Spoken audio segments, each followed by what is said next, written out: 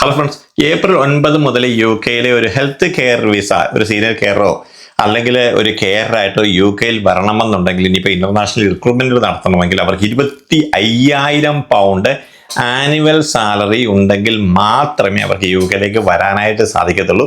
അല്ലെങ്കിൽ മണിക്കൂറിന് 12 പൗണ്ട് 82 പെൻസാണ്. അതിപ്പോൾ യു കെയിൽ ഇപ്പോഴും ജോലി ചെയ്യുന്ന ആൾക്കാരെ സംബന്ധിച്ചോളം അവർക്കും ഇത് ബാധകമാണ്.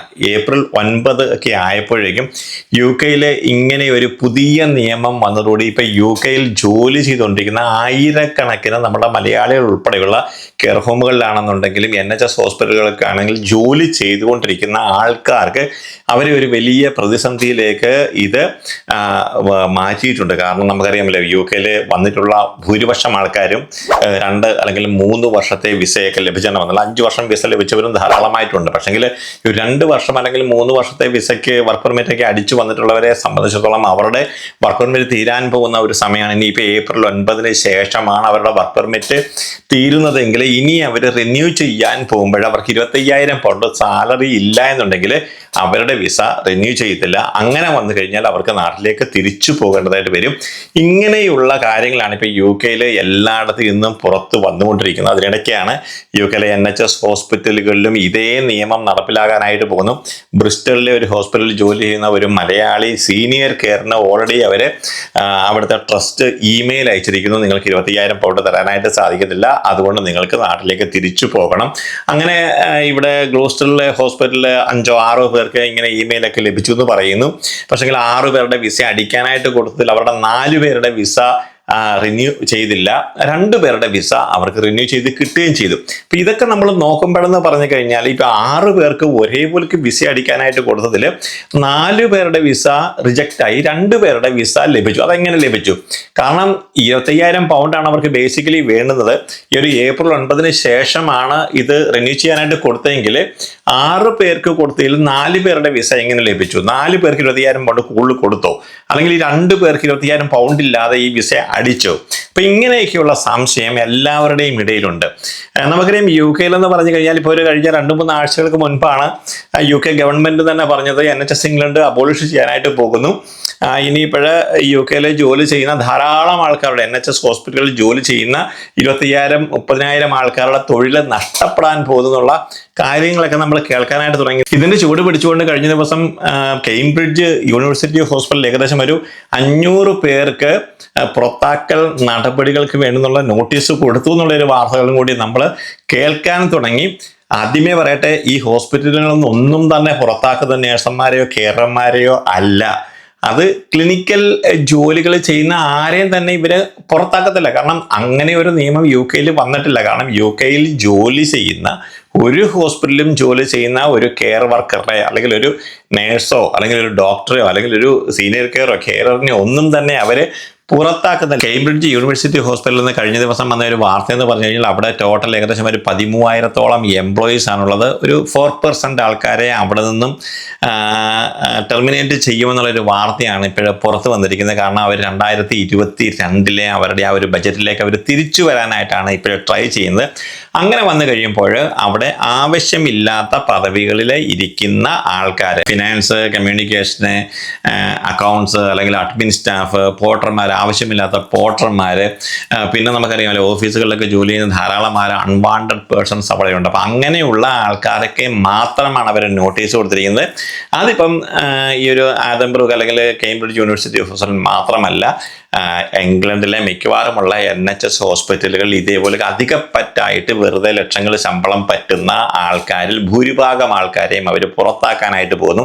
നമുക്ക് തന്നെ അറിയാം, നമ്മളിപ്പോൾ ഒരു NHS ഹോസ്പിറ്റലിൽ ജോലി ചെയ്ത് കഴിയുമ്പോൾ ഇപ്പോൾ ഓരോ വാർഡിലൊക്കെ തന്നെ നമ്മൾ നോക്കുമ്പോൾ ഈ ക്ലറിക്കൽ ജോബുകളൊക്കെ ചെയ്യാൻ പണ്ട് ഒരു ആളെ കഷ്ടിച്ചുണ്ടായിരുന്നത് ഇപ്പോൾ 5, 6, 7 പേരാണ് ക്ലർക്കുമാരായിട്ട്, വാർഡ് ക്ലർക്കുമാരായിട്ടൊക്കെ ജോലി ചെയ്തുകൊണ്ടിരിക്കുന്നത്. അപ്പം ഇങ്ങനെയുള്ള ആൾക്കാരുടെ ജോലി നഷ്ടപ്പെടാനുള്ള സാധ്യതകൾ വളരെയധികം കൂടുതലാണ്. അതേപോലെ തന്നെ ഈ ഫിനാൻസിലൊക്കെ ഇരിക്കുന്ന ധാരാളം ആൾക്കാരുണ്ട്. അവരുടെയൊക്കെ ശമ്പളം എന്ന് പറഞ്ഞു കഴിഞ്ഞാൽ വലിയ രീതിയിലാണ് അവർ ശമ്പളം കൈപ്പറ്റുന്നത്.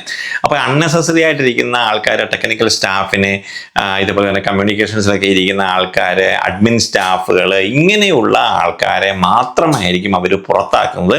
അല്ലാതെ ഇങ്ങനെ പുറത്താക്കുന്ന ആൾക്കാരിൽ 500-ൽ 300 പേര് നേഴ്സുമാർ, 200 പേര് കെയർമാരോ അല്ലെങ്കിൽ 100 പേര് ഡോക്ടർമാരോ ഒന്നും ആയിരിക്കത്തില്ല. അവർ പ്രത്യേകം പറഞ്ഞിട്ടുണ്ട് അവരുടെ ഡോക്ടേഴ്സിനെ അല്ലെങ്കിൽ നേഴ്സസിനെ ഒന്നും അവർ പുറത്താക്കാനായിട്ട് യാതൊരു പ്ലാനും ഇല്ലെന്ന്. നമ്മൾ ഇതൊന്നും കേട്ടുകൊണ്ട് UK-ൽ ജോലി ചെയ്യുന്ന ഒരു കെയറോ അല്ലെങ്കിൽ സീനിയർ കെയറോ അല്ലെങ്കിൽ ഡോക്ടർമാരോ അല്ലെങ്കിൽ നേഴ്സുമാരോ ഒന്നും ഭയപ്പെടേണ്ടുന്ന യാതൊരു കാര്യവും ഇപ്പോഴും ഇല്ല. കാരണം UK-ലെ NHS ഹോസ്പിറ്റലിൽ ഡോക്ടറെ പുറത്താക്കി അല്ലെങ്കിൽ നേഴ്സിനെ പുറത്താക്കി കഴിഞ്ഞാൽ എങ്ങനെയാണ് ഈ NHS ഹോസ്പിറ്റലിൽ മുന്നോട്ട് കൊണ്ടുപോകുന്നത്? അങ്ങനെ ഒരു കാര്യം UK-ൽ നടക്കാനായിട്ട് പോകുന്നില്ല. ഇപ്പോൾ പിന്നെ ഈ ഒരു ബ്രിസ്റ്റൽ ഹോസ്പിറ്റലിൽ നിന്ന് ഒരു സീനിയർ കെയറിന് 25,000 പൗണ്ട് സാലറി കൊടുക്കാൻ പറ്റാത്തതുകൊണ്ട് നിങ്ങൾ തിരിച്ചു പോകണം എന്നൊക്കെ പറഞ്ഞു കഴിഞ്ഞാൽ ആ ഒരു കാര്യത്തിൽ വേറെ എന്തെങ്കിലും പ്രശ്നങ്ങൾ അതിൻ്റെ പുറകിലുണ്ടോ എന്ന് നമുക്ക് പറയാനായിട്ട് സാധിക്കത്തില്ല. മാത്രമല്ല അവർ നിയമ നടപടികളിലൊക്കെ പോകാനായിട്ട് തുടങ്ങിയാണ്. അങ്ങനെയൊക്കെ നിയമ നടപടികളിലേക്ക് പോയി കഴിഞ്ഞാൽ അവർക്ക് ഒരു കാരണവശാലും എനിക്ക് തോന്നുന്നത് അവരുടെ വിസ റിജക്റ്റ് ചെയ്യുമെന്ന് തോന്നുന്നില്ല. കാരണം NHS ഹോസ്പിറ്റലുകൾ, മിക്കവാറുമുള്ള ഹോസ്പിറ്റലുകളെല്ലാം തന്നെ ഇപ്പോൾ സീനിയർ കെയറേഴ്സിന് 25,000 പൗണ്ടൊക്കെ സാലറി കൊടുക്കുന്ന മിക്കവാറുമുള്ള NHS ഹോസ്പിറ്റലാണ് ഇപ്പോൾ UK-ലുള്ളത്. ലണ്ടനിലൊക്കെ പോയി കഴിഞ്ഞാൽ ഏകദേശം 28,000 പൗണ്ടൊക്കെയാണ് അവിടെ ഈ ഒരു കെയർ, സീനിയർ കെയറിനൊക്കെ നൽകുന്നത്. മാത്രമല്ല ഇപ്പോഴ് ഒരു April 9 ഇപ്പോൾ നമ്മൾ NHS-ൻ്റെ ആ ഒരു വെബ്സൈറ്റിലേക്ക് പോയി കഴിഞ്ഞാൽ മിക്കവാറുമുള്ള ഹോസ്പിറ്റലുകളൊക്കെ തന്നെ അപ്ഡേറ്റ് ചെയ്തു. ഈ ഒരു അജണ്ട ഫോർ എക്സ്ചേഞ്ച് അതിൻ്റെ ഒരു പ്രശ്നം കൊണ്ട് മാത്രമാണ്. അതൊന്ന് അപ്ഡേറ്റ് ചെയ്ത് കഴിഞ്ഞാൽ ഇവരുടെ എല്ലാവരുടെയും സാലറി 25,000-ന് മുകളിൽ വരും എന്നുള്ളതിൽ യാതൊരു സംശയവുമില്ല. കാരണം April 1 മുതൽ ഇവിടുത്തെ മിനിമം വേജ് 12 പൗണ്ട് 21 പെൻസാക്കി വർദ്ധിപ്പിച്ചിട്ടുണ്ട്. മാത്രമല്ല അങ്ങനെ വന്നു കഴിയുമ്പോൾ ഈ ഒരു അജണ്ട ഫോർ ചേഞ്ചസിന്റെ സമയമൊക്കെ ആയി കഴിയുമ്പോൾ ഇവിടുത്തെ NHS-ന്റെ സാലറി കൂടുമ്പോൾ ഈ ഒരു കെയർമാർക്കും സീനിയർ കെയർമാർക്കും ഒക്കെ ഈ ഒരു സാലറിയിലേക്ക് അവർ വരും. അപ്പം അങ്ങനെ വന്നു കഴിഞ്ഞാൽ ഇവരുടെ വിസയൊന്നും റിന്യൂ ചെയ്യുന്നതിന് യാതൊരു ബുദ്ധിമുട്ടും ഉണ്ടാകത്തില്ല. മാത്രമല്ല നമുക്കറിയാം ഇപ്പോൾ ഒരു NHS ഹോസ്പിറ്റലിലേക്ക് നമ്മുടെ നാട്ടിൽ നിന്നൊക്കെ സീനിയർ കെയറായിട്ടൊക്കെ ഈ ഒരു റിക്രൂട്ട്മെന്റ് നടത്തി വർക്ക് പെർമിറ്റ് ലഭിച്ച് വന്നിട്ടുള്ള ആൾക്കാർ വളരെയധികം കുറവാണ്. UK-ൽ ഓൾറെഡി ഉള്ളവരും അതേപോലെയൊക്കെ തന്നെ ഇപ്പോഴത്തെ കെയർ ഹോമുകളിലൊക്കെ വന്നിട്ടുള്ള ആൾക്കാരൊക്കെയാണ് ഈ NHS ഹോസ്പിറ്റലിലേക്ക് മാറിയിട്ടുള്ളത്. കൂടുതൽ ആൾക്കാർ ഇപ്പോൾ NHS ഹോസ്പിറ്റലുകളിൽ കെയർമാരായിട്ടൊക്കെ ജോലി ചെയ്യുന്ന അല്ലെങ്കിൽ സീനിയർ കെയർമാരായിട്ട് ജോലി ചെയ്യുന്ന ഞാൻ ഡിപ്പെൻഡൻറ്റ് വിസയിൽ, അതായത് ഈ NHS ഹോസ്പിറ്റലിൽ തന്നെ നേഴ്സായിട്ട് ജോലി ചെയ്യുന്ന ആൾക്കാർ അല്ലെങ്കിൽ മറ്റുള്ള വിസകളിലൊക്കെ വന്നിട്ടുള്ള ആൾക്കാരുടെ ഡിപ്പെൻഡൻറ്റ് വിസയിൽ വന്നിട്ടുള്ളവരാണ് ഏറ്റവും കൂടുതൽ NHS ഹോസ്പിറ്റലുകളിൽ ഇപ്പോഴേ ഈ ഒരു കെയർ അസിസ്റ്റന്റ് അല്ലെങ്കിൽ സീനിയർ കെയർ ആയിട്ടൊക്കെ ജോലി ചെയ്തുകൊണ്ടിരിക്കുന്നത്. കഴിഞ്ഞ ദിവസങ്ങളിൽ ഇപ്പോൾ NHS ഹോസ്പിറ്റലിൽ ജോലി ചെയ്യുന്ന ആൾക്കാരെ സംബന്ധിച്ച് അവരെല്ലാവരും കണ്ടതാണ് യൂണിസെഫിൻ്റെയും അതേപോലെ തന്നെ RCNൻ്റെയും ഒക്കെ ആൾക്കാർ അവിടെ വന്നുകൊണ്ട് മിക്കവാറുള്ള ആൾക്കാരോടൊക്കെ കാര്യങ്ങളൊക്കെ ചോദിച്ചുകൊണ്ട് ഈ ഒരു പ്രശ്നം മുന്നിൽ കണ്ടുകൊണ്ട് തന്നെ ഇപ്പോഴും അവർ ഓൾറെഡി ഗവൺമെൻറ്റിന് ലെറ്റർ എഴുതി കഴിഞ്ഞിട്ടുണ്ട്. ഇങ്ങനെയുള്ള ആൾക്കാരെ ഒരു കാരണവശാലും വർക്ക് വിസയിൽ നിൽക്കുന്ന ആൾക്കാർക്ക് 25,000 പൗണ്ട് കൊടുക്കാതെ അവരെ പുറത്താക്കരുതെന്ന് ഗവൺമെൻറ്റിനോട് അറിയിച്ചിട്ടുണ്ട്. അപ്പം അങ്ങനെയൊക്കെ വന്നു കഴിയുമ്പോൾ ഈ ഒരു April 9 കഴിയുമ്പോഴേക്കും ഇനിയിപ്പോൾ വിസയ്ക്ക് വേണ്ടി അപ്ലൈ ചെയ്യുന്ന ആൾക്കാരെ സംബന്ധിച്ച് അവർക്ക് ഒരു കാരണവശാലും അവരുടെ വിസ റിജക്റ്റ് ഒന്നും എനിക്ക് തോന്നുന്നില്ല. മാത്രമല്ല ഇവിടുത്തെ കെയർ ഹോമുകളുടെ ഒരു കാര്യം നോക്കുകയാണെന്നുണ്ടെങ്കിൽ മിക്കവാറുമുള്ള എയറേറ്റഡ് കെയർ ഹോമുകൾ എല്ലാം തന്നെ ഇപ്പോഴ് 12.80, 13 ചെല്ലുവാനും ഒക്കെയാണ് ഈ കെയർ വർക്കർമാർക്ക് അവരുടെ സാലറി ആയിട്ട് കൂട്ടിയിരിക്കുന്നത്. അതായത് കെയർ ഹോമുകളുടെ കാര്യം നോക്കുമ്പോൾ അവർക്ക് ഈ ഒരു കെയർ അസിസ്റ്റൻസ് അല്ലെങ്കിൽ നമുക്കറിയാമല്ലോ ഒരു നേഴ്സിംഗ് ഹോമിൽ എന്ന് പറഞ്ഞാൽ ഏറ്റവും കൂടുതൽ ജോലിക്ക് വേണ്ടുന്ന ആൾക്കാരെന്ന് പറഞ്ഞു കഴിഞ്ഞാൽ ഈ ഒരു കെയർ അസിസ്റ്റൻസ് ആണ്.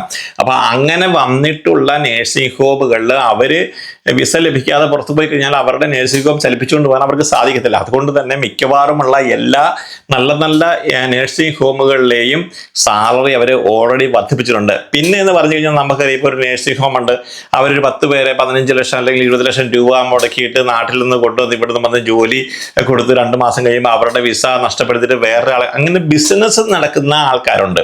ആ ബിസിനസ് നടത്തുന്ന ആൾക്കാർ മാത്രമായിരിക്കും ഇപ്പോൾ ചിലപ്പോൾ ജോലിയുള്ള ആൾക്കാരെ പുറത്താക്കിയിട്ട് ഇനിയിപ്പോൾ പുതിയ ആൾക്കാരെ കൊണ്ടുവരാമെന്നുള്ള ആ ഒരു ആഗ്രഹത്താൽ അങ്ങനെ കൊണ്ടുവന്ന് കഴിഞ്ഞാൽ അവർക്ക് 15 ലക്ഷം കൂടി ഇനിയും കിട്ടുമല്ലോ എന്നുള്ള ആഗ്രഹത്താൽ ചിലപ്പം വർക്ക് പെർമിറ്റ് നഷ്ടപ്പെടുത്താനായിട്ട് പോകുന്ന അങ്ങനെ വന്ന് കഴിയുമ്പോഴും ഇപ്പോൾ ധൈര്യമായിട്ട് നിങ്ങൾക്ക് കേസുകളോ അല്ലെങ്കിൽ കാര്യങ്ങളോ ആയിട്ടൊക്കെ മുന്നോട്ട് പോയി കഴിഞ്ഞാൽ നിങ്ങൾക്ക് വിസ ലഭിക്കുന്ന കാര്യത്തിൽ യാതൊരു സംശയവുമില്ല. മാത്രമല്ല ഇന്റർനാഷണലി ഇനിയിപ്പോൾ ഈ ഒരു കെയർമാരെ റിക്രൂട്ട് ചെയ്യാനായിട്ട് ബുദ്ധിമുട്ടാണ്. ഗവൺമെൻറ് ഓൾറെഡി പറഞ്ഞിട്ടുണ്ട് UK-യിൽ ഈ ഒരു കെയർ വർക്കർ വിസയിൽ വന്നിട്ട് വിസ നഷ്ടപ്പെട്ടിട്ടുള്ള ആൾക്കാർക്ക് മുൻഗണന നൽകിക്കൊണ്ട് അവരെ റിക്രൂട്ട് റിക്രൂട്ട് ചെയ്യുകയാണ് നിങ്ങൾ ചെയ്യേണ്ടത്. ഇന്റർനാഷണലി ഇനിയിപ്പോഴേ പുതിയ ആൾക്കാരെ യു കെയിലേക്ക് കൊണ്ടുവരാനായിട്ട് ഗവൺമെന്റ് യാതൊരു കാരണവശാലും താല്പര്യപ്പെടുന്നില്ല.